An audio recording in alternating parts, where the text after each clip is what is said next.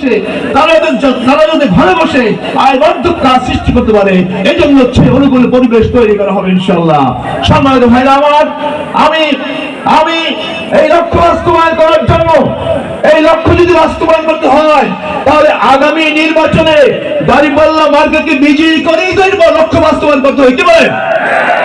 তাহলে আমি সংগ্রামী ভাই এবং বন্ধুদেরকে জিজ্ঞাসা করি, সংগ্রামী ভাই আমার, বলেন সরলতা থেকে অন্যায়, অত্যাচার, নির্যাতন, নিষ্পেষণ, চাঁদাবাজ, লুটপাট দূর হোক, এটাকে আমরা চাই।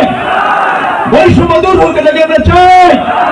যদি সেটা আমরা চেয়ে থাকি তাহলে আগামী নির্বাচনে আমরা কি বিপুল ভোটের ব্যবধানে দাঁড়িপাল্লা মার্কাকে বিজয়ী করার জন্য লড়াই সংগ্রাম অব্যাহত রাখতে রাজি আছি কিনা বলে?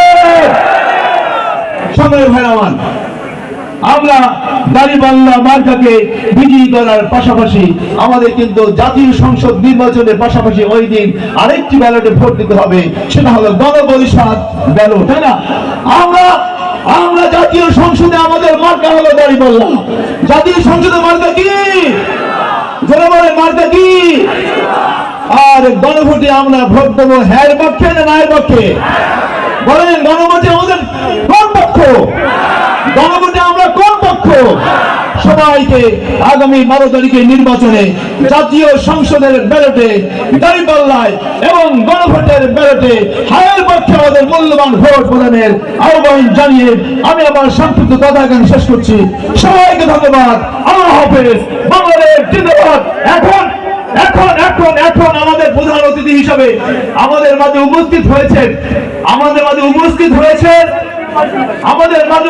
হয়েছেন বাগেরহাট জেলার সম্মানিত জেলা আমির জনাব মাওলানা রেজাউল করিম, জননেতা মাওলানা রেজাউল করিমকে মূল্যবান কথা রাখার অনুমতি আহ্বান জানিয়ে আমি আমার সংক্ষিপ্ত কথা এখানে শেষ করছি।